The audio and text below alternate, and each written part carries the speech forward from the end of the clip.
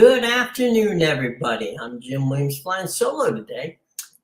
Sean is under the weather. He came back from England and wasn't feeling well, and we wish that he is doing better today. Amadeus will be with us tomorrow, so the gang will be back tomorrow. You got me today on solo. So, obviously, I'm here to answer any questions that I can. Always appreciate the comments, and it's important for you guys, if you have the time, and we hope that you do, that you hit that bell and like us and share so that everybody knows what time your favorite soccer show is on. Okay, greatly appreciate that. We're going to go over the headlines. We're going to check the soccer scores. We're going to go through all that as we get moving here today. Let's start with some information that we talked about yesterday, and that is that Manchester United received 4 bids at the beginning of the week. The Glazier brothers, who own the team, and they also own the Tampa Bay Buccaneers, basically said that the bidding was not to their liking. They thought that they deserved more in the way of compensation. They're looking for somewhere around the $10 billion mark. I don't know that anybody's going to hit that, but maybe the $8 billion mark, which is still a great deal of money. But it is right now the world's largest and most expensive franchise. So if you want it, then writing a check for $8 billion is going to get it for you. And I think that is a pretty amazing thing. But again, those of you out there who might be willing to write that check, I can send you the information on where to get the information where to send your check. Let's do some updates at the moment. Let's see. Early on in the game between Arsenal and Everton, there is no score. There's no score in Liverpool and Wolves. Both those games at present are being played on Paramount Plus, and they are in the 15th minute of play. So Arsenal and Everton, Liverpool and Wolves at this point in time, 15 minutes in, no score. In Spain, in the Copa del Rey, it's Osasuna and Atletico Bilbao. And in that particular match, again, they're 15 minutes in, and there is no score. All right, so that's your up-to-date scoreboard. Let's talk about some headlines in the news. Aaron Rodgers. Stop me if you've heard this. Aaron Rodgers is still undecided about his future. He expects, though, that he will be making a comment on it one way or the other in the not too distant future.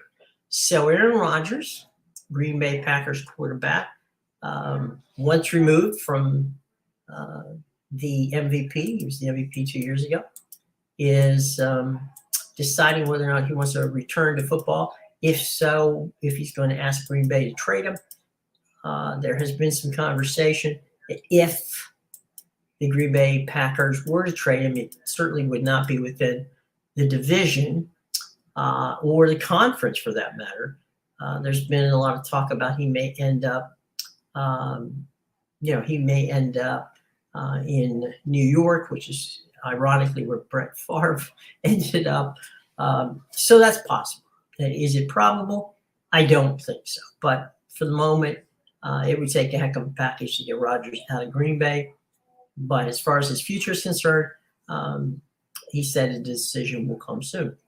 Let's move to basketball. Joel Embiid, focusing on winning title, not an MVP. I want to be respected. Joel Embiid, oftentimes underrated, actually, as the leader of that Philadelphia team, which has, done pretty well. So not too bad for Joel. He's focused on winning a title, with the 76ers. Something hasn't been done in quite a while in Philadelphia with regard to the NBA. So Joel Embiid, a team player, not somebody who's looking to put points on the board and get that MVP. Georgia star defensive tackle Jalen Carter was charged in racing in a fatal car incident. More details as they become available. Bryce Young, CJ Stroud headline the top 5 quarterbacks in the upcoming NFL draft. Let's delve into that one a little bit more. We know that that basically Fox Sports analyst Joe Catt says that Alabama's quarterback Bryce Young is a clear-cut first-round draft choice. He's likely to be the first quarterback taken. The concern about Bryce Young is not his arm. He's got a tremendous arm. Actually, not his wheels either. He can run. That's not his premier way of doing it, but he can run. 5'10" and weighs about 200 pounds. So not exactly, a huge guy, but definitely somebody who, reminds me a lot of, someone who did quite well in the NFL, and that was, of course, Drew Brees. Ohio State's CJ Stroud is really kind of a no-brainer. He's likely to be a second quarterback taken off off the board. Now, here's where I'm concerned, and that is that traditionally quarterbacks from Ohio State have not done all that well. Okay, I would like to see, there really hasn't been a premium for them. They haven't overwhelmingly done amazing stuff. But then again, we'll have to see how that works out. But at this moment in time, CJ Stroud is literally the number 2 quarterback on the draft board for the Fox game. So let's move down the list and see who else is on that list. And, we got Bryce Young at number 1. We got CJ Stroud at number 2. Here's the one that kind of blows me away. Now, Anthony Richardson played for the University of Florida. That's my team, okay? I watched that team. I love that team. Richardson was the most inconsistent player I've seen in years quarterbacking at Florida. Now, I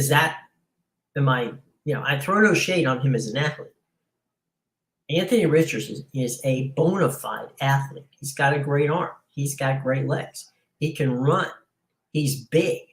He's raw as heck, okay?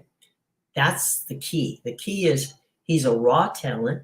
He didn't really do that much at Florida, but he decided, rather than jumping into the portal and playing somewhere else, that he was going to, hit the open market and play professional football. So Anthony Richardson, surprisingly, is 3rd on the list. And I think the reason he's 3rd on the list is for what I said, and that is that he's a lot like a Josh Allen type, okay? He can throw the ball, no question about it. He can run the ball, probably as well, if not better than Josh. But he hasn't done it consistently in college at Florida, and that would concern me. Now, if you're someone who wants to take a flyer and say, okay, look, Anthony Richardson is a raw talent, but I think that I can make him into, a Lamar Jackson kind of like quarterback, as I said before, Josh Allen, somebody who can run, but you have to respect the arm, and you're willing to take the time it's going to take to round Anthony into a first round, into an NFL quarterback, then, good on you. I think, but he's a project, and I wouldn't expect, even though he's considered the 3rd best quarterback in the draft, I wouldn't be surprised if he is drafted later, probably late in the 1st round, early in the 2nd round, because he is Physically, no doubt, he might be physically the best quarterback, with all the tools on the board. He is, however, not as well game ready as, say, C.J. Stroud or Young would be. Will Lewis at Kentucky. Now, Will Lewis it's kind of funny. Will Lewis doesn't really excite a lot of people in watching how he plays. But that being said, Lewis is a talented man, and he's got good. Will Lewis is, let's see. Let's look at what I would say. He's Kenny Pickett, okay, who's done well in Pittsburgh in his first year. Lewis he's not going to excite anybody with regards to running ability or that sort of thing, like a Josh Allen, like we talked about Anthony Richardson. But Will Lewis is, again, like Kenny Pickett. He's a good passer. He can make, okay. He has some of the traits of Richardson, but not quite. He's probably more polished than Richardson. He's got really good, strong arm, and enjoys playing that kind of football. So I would say, without question, Will Lewis a little better gamble than Anthony Richardson if you need a quarterback right off the bat right now. That being said, anyway, Henderson Hooker from Tennessee. Now, we all know that he got injured. Okay, he ran an amazing offense. I mean, that offense in Tennessee was just off the charts good. Okay, they were far and away the best offense in the Southeastern Conference, and that's saying something, given that C.J. Stroud and the Georgia team that was out there is, Stetson Bennett can play. There's no doubt. But hey, Herndon Hooker, I mean, he just balled out in Tennessee. And as a Florida Gator, that is painful for me to say, but it's true. Now, he was injured, as we said before. He's got a tremendous disposition. He's loved by everybody in the locker room. He is absolutely, a bona fide quarterback who could play in the NFL. That being said, as I said, he's coming back from this injury. How quickly he gets back, and how hopefully the injury didn't have any lasting effects, that would make Hendon Hooker, probably I'd push him all the way up past Anthony Richardson, because again, that Tennessee offense just smoked last year, and I would say he's certainly somebody worthy of checking out. So there's your top 5 quarterbacks. Stetson Bennett of Georgia is there. He didn't make the top 5. He, again, is a Kenny Pickett-like guy. I'm not so sure why Stetson Bennett isn't on that list, but he would be on my list. I would put him in top 5. NBA, Kobe Bryant's family agreed to a $28.5 million settlement over those crash photos. You may recall that the Bryant family sued because first responders had taken pictures and shared them of the crash scene, and it was in poor taste without question, and it cost the county of Los Angeles $28.5 million. That money will go to multiple charities throughout the greater Los Angeles area as the Bryant family ends this trial. Well, actually, it was a settlement, so they ended their lawsuit with the LA County and the LA County first responders group that was on the scene. So there's that. Some more of today's most interesting stories. And, let's see, we got the NCAA's women's conference tournament schedule is out. And the SEC, by the way, begins their tournament today, ACC tomorrow. And then, of course, next week will be the men's tournaments in the conferences. And so keep an eye on that. The 5 most important questions from Andy Katz and the gang about March Madness, and that, as we said, will not be coming down the line here pretty quick. Zach Erdy of Purdue. Now, Erdy is a consensus National Player of the Year. He's been the most dominant player in college basketball this year. The Boilermakers have struggled, though, of late, especially on the road. Now the pressure will be immense. Eddie is expected to be, the Big Ten all-tournament player. The Boilermakers are expected to make a Final Four run. That means they're going to have to defer less and become more dominant. He knows right now he's going to get double teamed every time he gets on the floor, and we'll have to see. I mean, he needs to have a few 25 to 30 point nights, and grabbing 15 to 17 boards for Purdue to reach the promised land. Tyler Kolek is a Marquette. Now, the Golden Eagles have been one of the biggest surprises of this season. Marquette won the Big East regular season championship. Kolek will be, in competition for Big East Player of the Year. He made the preseason All Big East team, but he's expected to lead the Golden Eagles deep into the NCAA tournament. And that Marquette is one of those ones that you want to keep an eye on.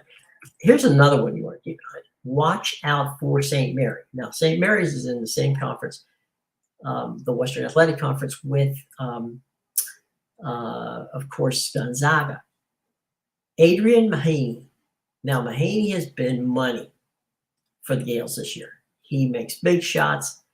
He's only a freshman, but he plays like a seasoned veteran. St. Mary's is a system game, okay? They play a system. It's kind of like the Princeton system. So there's a lot of slicing and backdoor cutting and all that sort of stuff. So there's constant motion. And Adrian Mahaney is to steal a phrase about about Darryl Strawberry, he's the straw that draws, that stirs the drink. He is phenomenal. The Gales will get a high seed, and they're projected to win at least 2 games, which is going to get them into the Sweet 16. That means Mahaney will have, to rise to the challenge, because, when you play college basketball in the tournament, it's always going to be tough. But look out for Adrian Mahaney. Look out for St. Mary's. They are a legit team with regard to making certainly the Elite Eight, if not going all the way to the Final Four. Jamie Jacques Jr. at UCLA. He's Carmelo's son, and Carmelo Anthony. And he grew up learning from his father.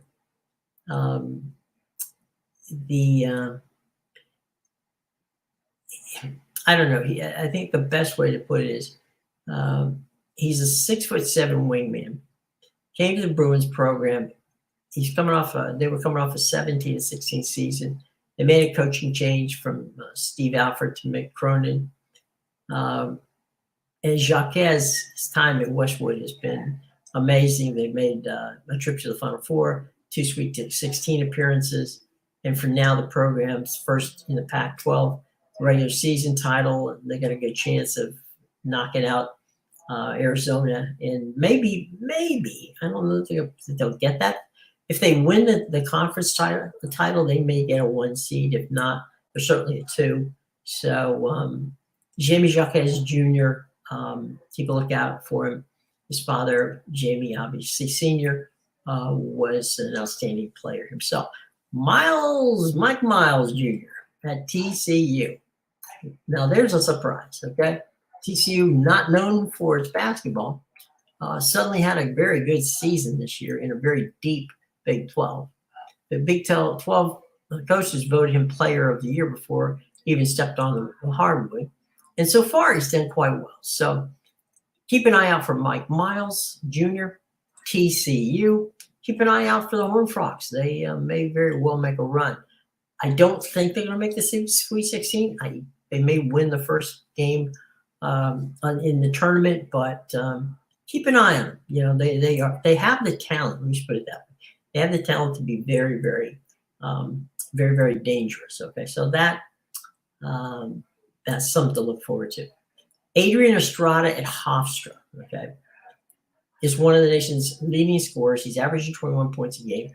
He's a senior. He's led the Pride to 2 CAA championships with a key road victory over Charleston this year. Estrada is scoring and his leadership. He's like a coach on the court.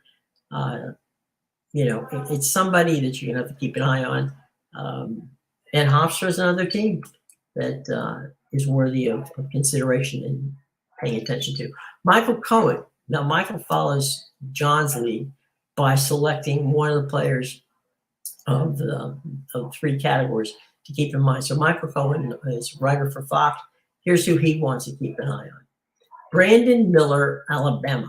All right. So for better or for worse, Miller has been the most discussed basketball player in the NCAA tournament over the last year or two. The freshman sensation in Alabama is averaging 19.7 points a game. He's got 8 boards per game.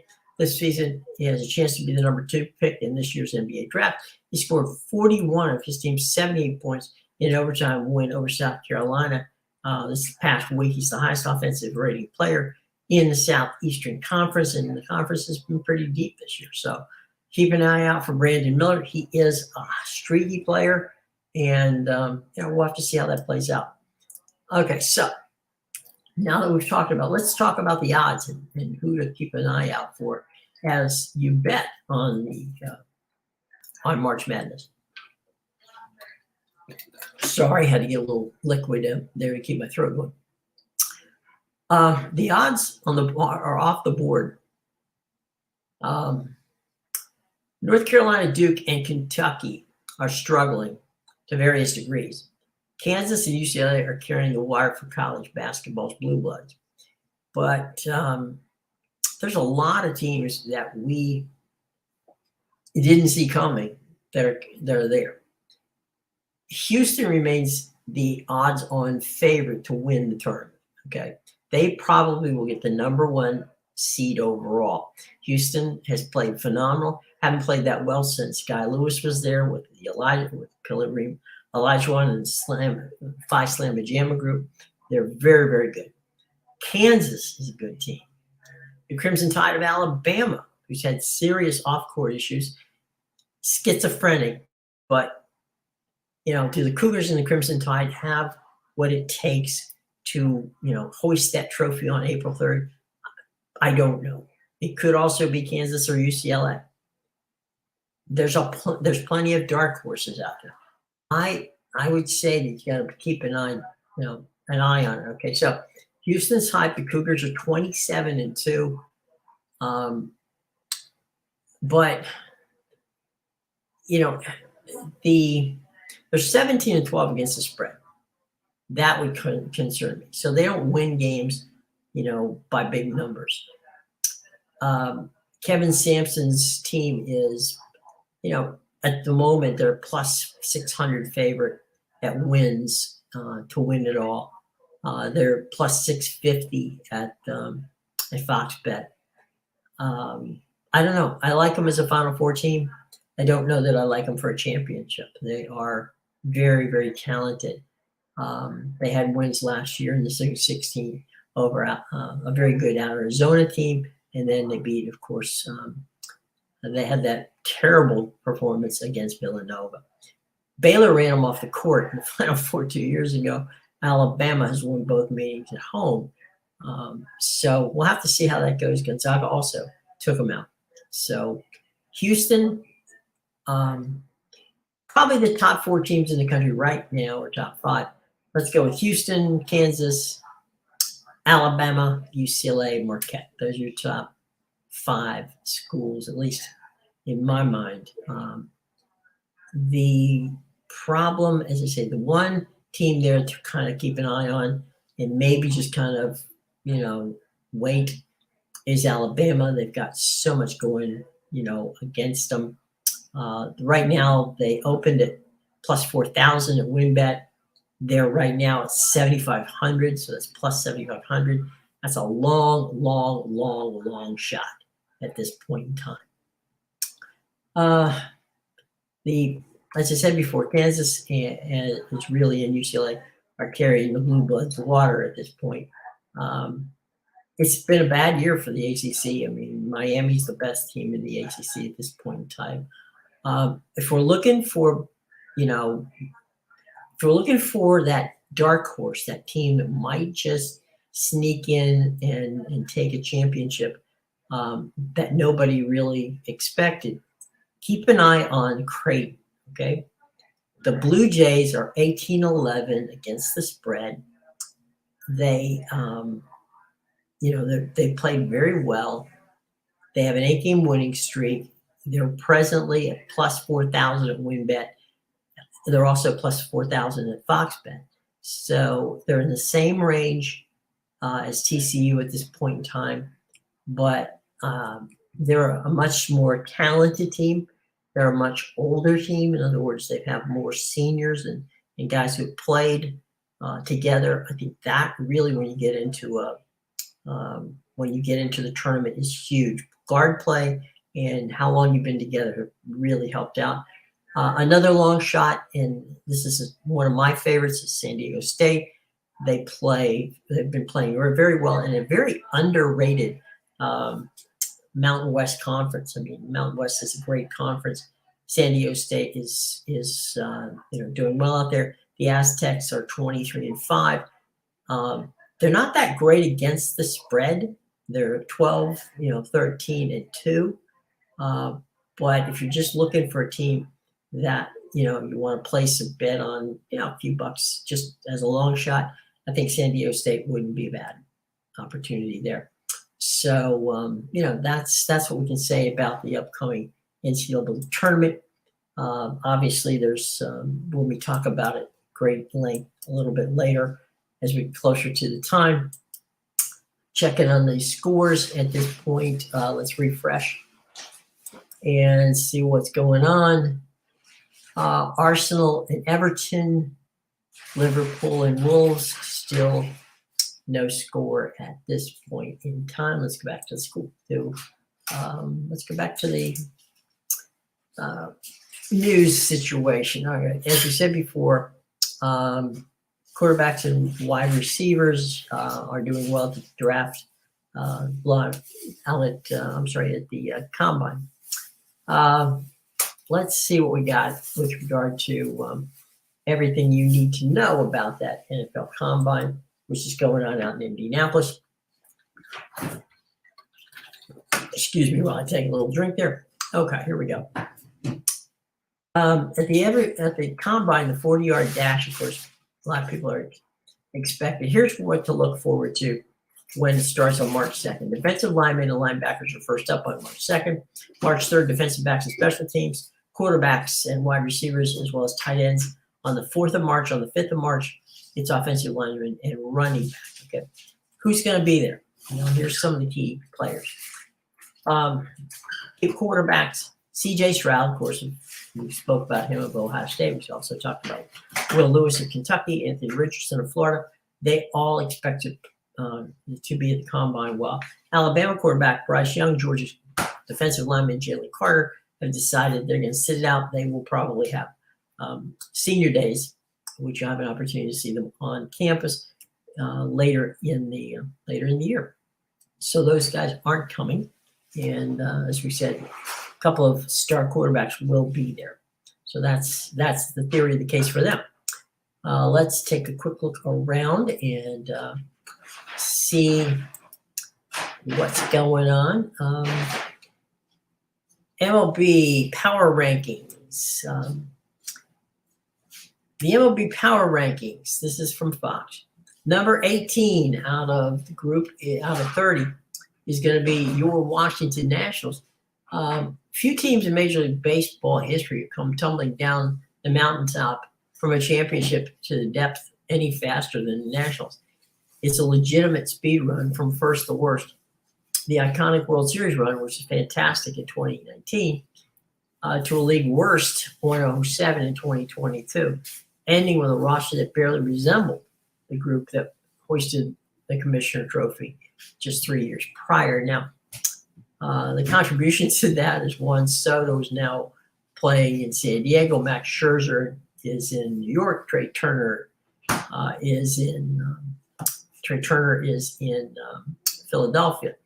Left fielder and free agency took Anthony Rendon to the Angels, and then the regression of Pat Corbin and the inability of Steven Strasburg to stay, healthy has not helped. Ryan Zimmerman retired, Howie Kendrick retired, Brian Dozier retired, Adam Eaton retired. So it's been a tough time for the Nationals, but the Nationals have been a team that they told their fans, look, we'll get better. The money has been spent. The team is likely to be sold. It's a pretty good chance that it's going to be sold. They're going to be sold, I should say, to Ted Leonsis, who owns the Capitals and the Wizards of the NBA. So the team is being sold. Ted Lerner, the patriarch who bought the team, and he and his son Mark ran the team. Lerner passed away recently.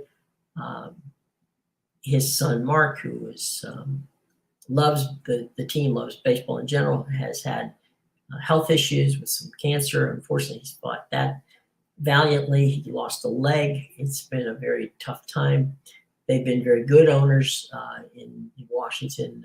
The Nationals fans have been very blessed with the learnership, the learners and ownership at the team. So no question that we're looking to see what happens in that regard. Big leagues position players, I think they have 4 out of 10.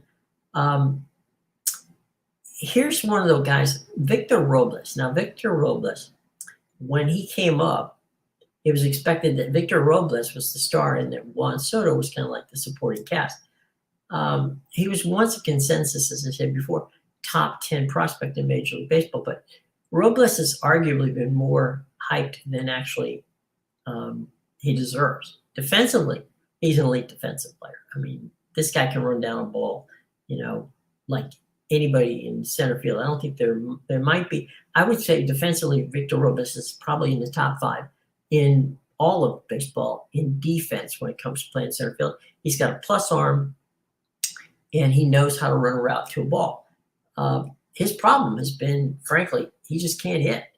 And when you come into this league and you play center field, that's a position that you need to have be either a power guy or at the very least an average guy. And Victor's had problems in both. He can hit home runs, but he's streaky in that regard. He can't get that batting average up to 275, let alone over 275. So that's a problem with Victor. He reminds me a great deal of Michael A. Taylor, who, as a player with the Nationals, was a brilliant offensive player. A brilliant defensive player, but his offense lacked. He ended up in Kansas City, where he did quite well as a defensive player, but again, not much in the way of offense.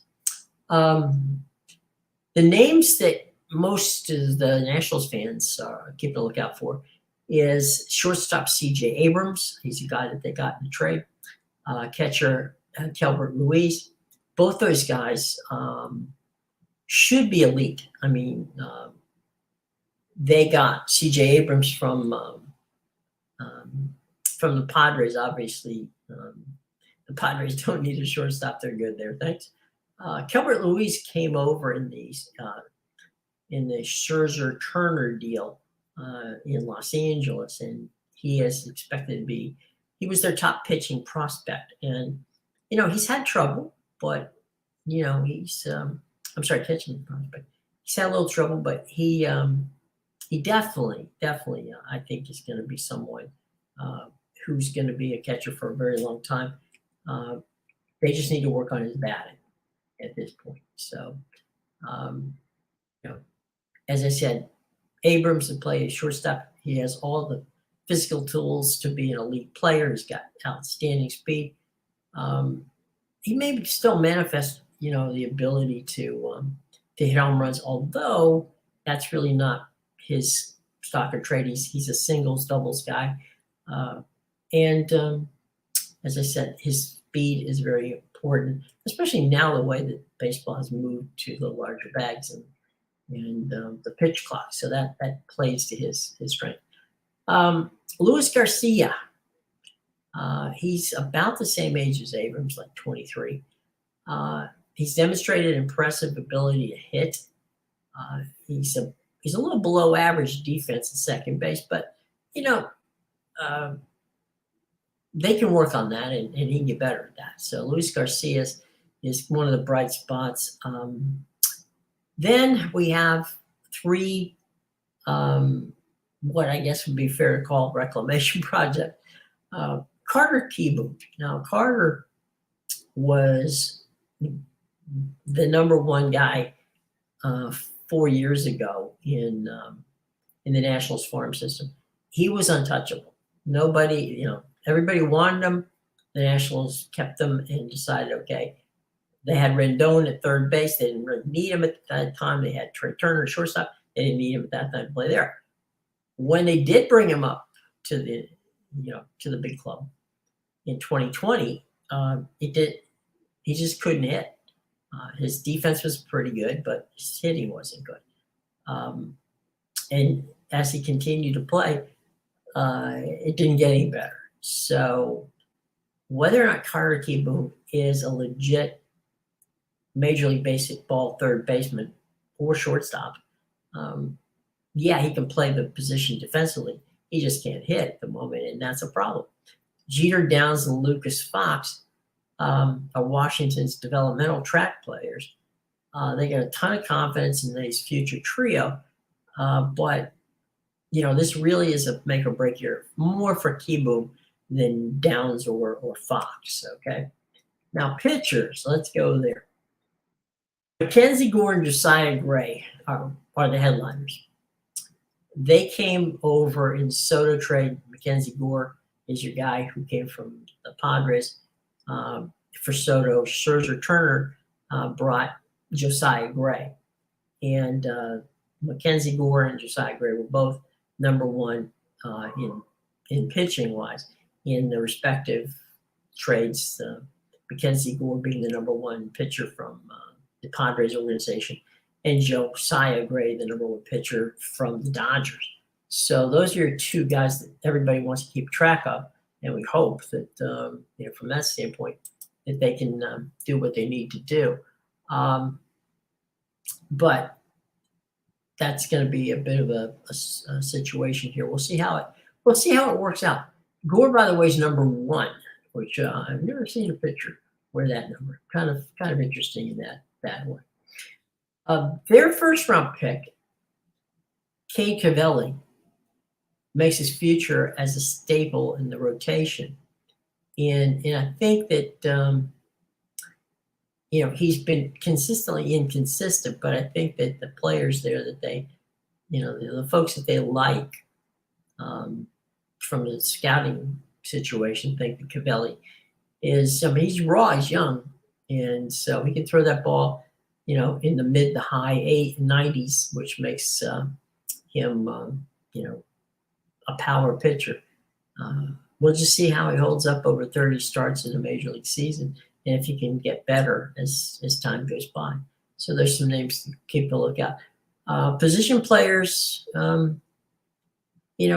they have enough good position players to be consistent this year? Unfortunately, I don't think so.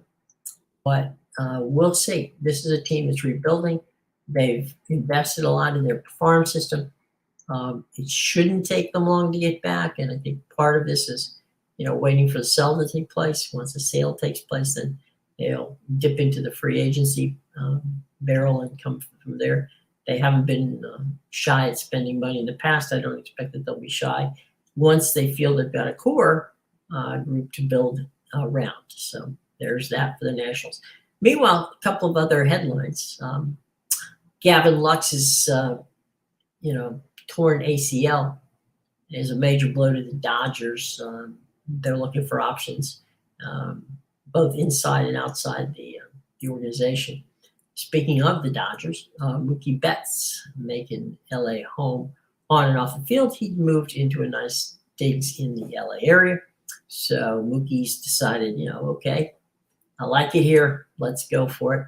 And the Orioles and the Pirates play a game today that will have no umpires. Okay, that's right. There's no umpires. They will be using all the,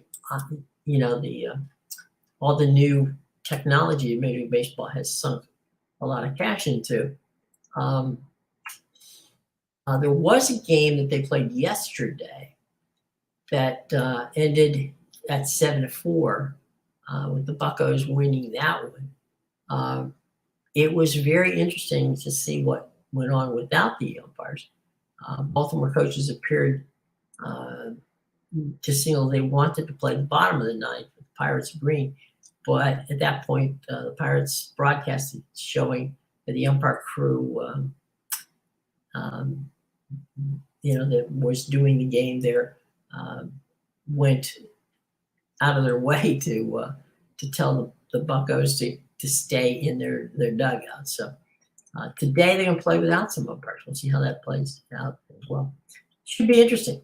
Should be absolutely fascinating how that works out. Let's go from baseball. I'm going to jump in here real quick and check the scores. Again, if you're watching Arsenal and Everton, they are 0-0 in the 3rd minute. Liverpool and Wolves, 0-0, and they're in the 15th minute. So both those games being played right now. So if you want, they're on Paramount Plus.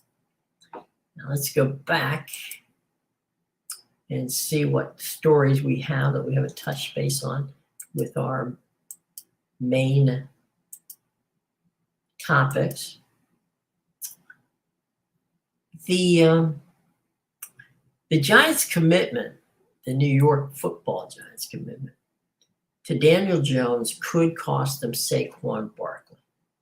Now, this is an interesting story written by Ralph Vicino, and he says that Daniel Jones is going to be the Giants' starting quarterback in 2023, one way or another, which GM Joe Shine has been in consistent contact with Jones' agents about signing him to a long-term deal. He's still on a rookie deal, plus if they needed to, they could always franchise him, which they don't have to do that. That's something Shine doesn't want to do, so the agent is not too keen on that. He is waiting to find out.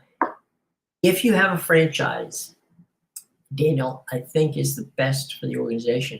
And I don't think that it may not be best for Daniel, when they were talking about this at the Combine, especially as we build a team around him. And the answer to the question about receivers and other positions, really something that they hope to address at the draft. The plan B, and there really isn't a good plan B, there never is really a good plan B, is to be aggressive in free agency, but at that point they run the possibility of losing their top running back, Saquon Barkley. Now, GMs in the offseason, because of the salary cap, are looking at, maybe they'll cut a wide receiver like a Kenny Golladay, or maybe they'll get rid of some defensive players to make cap space. It's estimated that Jones is going to cost them about $32.4 million. They're in cap hell, so whether or not they can afford to extend or bring back Saquon Barkley at the moment is, it is an iffy question. They're right now, if they're in contract talks with Saquon Barkley, but they haven't been close, according to an NFL source. The $10.1 million franchise tag seems like the likely answer for Saquon at this point in time. So that's where we leave things on that one. Let's again, as I said before, we're not We have no score in any of our soccer games today. Let's take a quick look over at some of the headlines that we haven't touched base. The report that the PGA Tour is cutting some of its fields, down, make it a little easier for fans to watch the games because of the tournaments, because of less massive field. There's a lot of stuff going on with regard to with Daniel Snyder. The rumors have it that the owners will be asking Mr. Snyder to sell the Commanders. Jeff Bezos has been heavily rumored, I should say, as a potential purchaser of the Commanders. We'll see how that works out from that standpoint. And let's see, we've got a mock draft. The Eagles addressed some potential losses. Coaching carousel, big time jobs remain open, and we haven't seen any. The trade deadline in NHL is coming up, and we expect that there will be some movement. To what extent, we don't know right yet, but we'll keep you posted on that one as well. All righty, so let's see what we got here with regard to college basketballs. Texas, Notre Dame are the biggest openings headed into March, and those are big time jobs. We'll to see who else ends up on that list. Ole Miss, Kermit Davis is out. Other openings: Green Bay, Idaho, Manhattan, New Mexico State, NC. T. Wofford, UT Arlington. Those are your openings at this point in time. I would say Idaho's a good job. If anybody wants in New Mexico State, again, those are two good jobs, underrated from the standpoint of where you are. I don't know what's going to happen in Notre Dame. I mean, Mike Bray had been there for quite a while. Digger Phelps, the legend, the OG in Notre Dame. Has long since passed and has Notre Dame's continued ability to play well. Texas is an enigma.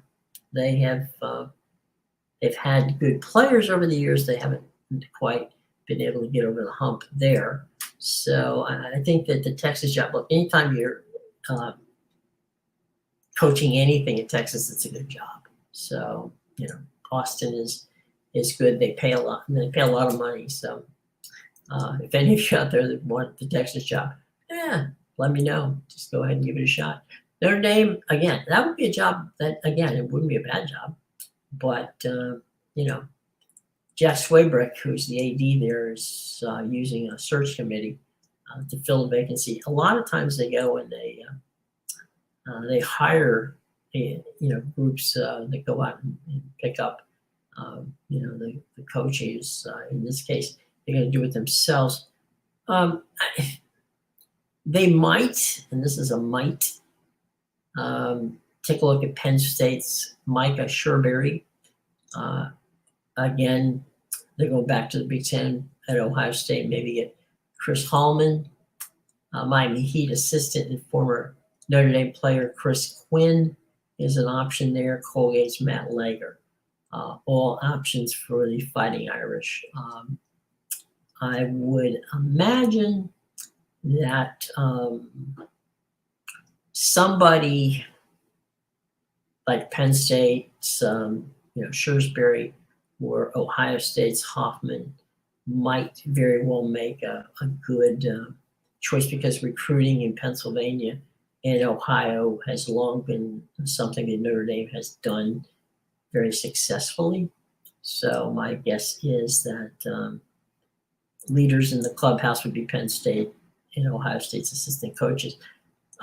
It's interesting, Chris Quinn, the former Notre Dame player who was under Eric Spoelstra with the Heat, as to whether or not would he want to leave and go and be a college coach, or would he like to stay with Spoelstra in Miami with the possibility of being an NBA head coach. So that's kind of normally you would say, well, if they can get a former Notre Dame player, they understand the system, they understand what it's like, they've been on the campus, they know the ins and outs. So, of course, Chris Quinn might be a good hire, but as I said before, he may want to be somebody who coaches in the NBA. So we'll have to see how that plays out. So that's the latest on the coaching situations. Boise State, by the way, has kind of been a team that has maybe played their way into the NCAA tournament because they did beat San Diego State, and they might just be one of those teams that Andy Katz has. So let's take a quick look at bracketologies. The number one line right now is, and this is Andy Katz, our buddy from CBS Sports. Andy's bracketology has the South Region, Alabama, as the number one seed. As we said before, the number one overall seed in the Midwest seed is Houston. Kansas gets the East. That's a surprise. And then out west goes Purdue. On the 2 line, you got Kansas State, Texas, Marquette, UCLA. Okay, for right now, those are your 1 lines. I don't think the 1 line's going to change. I think Alabama, Houston, Kansas, and Purdue will stay. That 2 line could change. UCLA still has some tough games, plus they have to play the tournament. Marquette, we talked about earlier. That's where Creighton might be able to step up and knock them out. So, and then Texas has a brutal Big 12 matchup with, obviously, Kansas State is in that. You got 2 Big 12 teams in Kansas State and Texas sitting right there on that 2 line. One of those teams is not going to be there. My guess is it'll be Texas is not going to be there, but we'll see. Kansas State. I don't think any of these. I don't think unless one of these teams, Purdue or Kansas, gets upset on the 1 line, I don't think anybody from the 2 lines will move up. UCLA is the better team in the Pac-12, but anything can happen in these conference tournaments, and it's they got 1 more year to play in the Pac-12 before they head to the Big Ten. So they may have a target on their back. We'll have to see how that goes. But that's where Andy has them right now. He thinks that they're going to be tough to beat, and he may very well be right. Here, West Virginia is on the bubble at this point in time. I don't see West Virginia. West Virginia's not getting in. They got their best wins so far have been over Pitt and Iowa State. Neither of those teams have been ranked. Worst losses, Oklahoma and Texas Tech. Again, that's nothing to write home about. So tough situation. Meanwhile, St. Mary's at 24-6, best wins over Gonzaga and San Diego State. That's money right there. They've done very well. Worst losses, Washington, Colorado State. Colorado State is not that bad. Washington is. So that was not good. Texas A&M, they're 22-8. Their best wins, Tennessee and Arkansas. Those are good wins. Losses, Murray State and Wofford. I don't know. They're probably in, and where they are ranked, I don't know, but we'll have to see. Iowa State potential in. That record is 17-12. They're gonna have to do something in the Big 12 tournament, and man, that's gonna be tough because that team, the Big 12 is totally loaded. This time of the year, they've got some amazing teams. So to keep a lookout for that. Let's see what else. One or 2 more headlines before we go, as I check the scores. 16 minutes in, Arsenal and Everton still level at 0-0. 0-0 Liverpool and Wolves. Okay, so the scores there. And Osuma and Atletico Bilbao in the Spanish League, in the Copa del Rey. They're 0-0 as well in 2 minutes into that game. So plenty of time to watch these games. They just are really getting underway. Premier League, Arsenal and Everton 0-0, and Liverpool Wolves also 0-0. So there's your most updated scores. All right. Tomorrow, boys and girls, at 2 o'clock, I will be joined by our buddies, my co-hosting Topics in Crime. We'll have both Amadeus and Sean back with us tomorrow. So we look forward to having them. Thanks a lot for hanging out with me this afternoon. It's been a lot of fun. It's always good enjoying and spending some time with you. We'll sign off for right now. We'll see you tomorrow, 2 o'clock Eastern Time for World Sports Daily. I'm Jim Williams. Have a great day, guys.